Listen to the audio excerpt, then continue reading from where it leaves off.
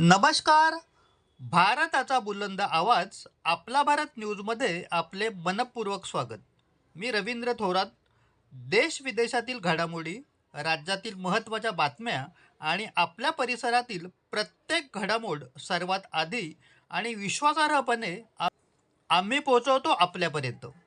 चला पाहूया आजची प्रमुख बातमी. भारतीय रेल्वे हरित आणि स्वच्छ वाहतुकीच्या नव्या पर्वात प्रवेश करते. 17 जुलै 2026 रोजी भारताची पहिली स्वदेशी हायड्रोजन फ्युएल सेलवर चालणारी ट्रेन सेवेत दाखल होणार आहे. ही ट्रेन उत्तर रेल्वेच्या जिंद ते सोनीपत मार्गावर धावणार असून भारतीय रेल्वेच्या इतिहासातील एक महत्त्वाचा आणि अभिमानास्पद टप्पा मानला जात आहे. या अत्याधुनिक ट्रेनमध्ये 10 डबे, 1200 किलोवॅट क्षमतेची हायड्रोजन फ्युएल सेल प्रणाली आणि सुमारे 2600 प्रवाशांची क्षमता आहे. या ट्रेनचा डिझाईन वेग 110 किलोमीटर प्रति तास तर कार्यरत वेग 75,000 किलोमीटर प्रति तास असेल. या ट्रेनचे सर्वात मोठे वैशिष्ट्य म्हणजे ती डिझेलवर नाही तर हायड्रोजनवर चालते. हायड्रोजन आणि ऑक्सिजन यांच्या रासायनिक अभिक्रियेतून वीज तयार केली जाते आणि या प्रक्रियेत कार्बन उत्सर्जन होत नाही.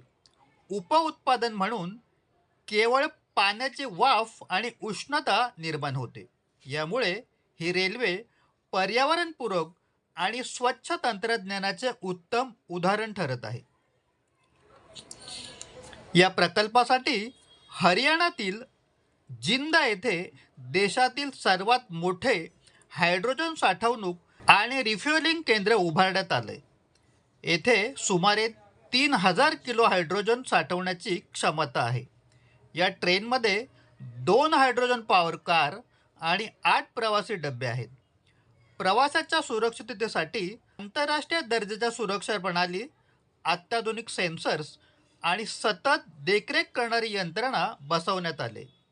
या प्रकल्पामुळे भारत, जर्मनी, जपान, चीन आणि अमेरिका या हायड्रोजन रेल्वे तंत्रज्ञानाचा वापर करणाऱ्या देशांच्या यादीत आपले स्थान अधिक भक्कम करत आहे.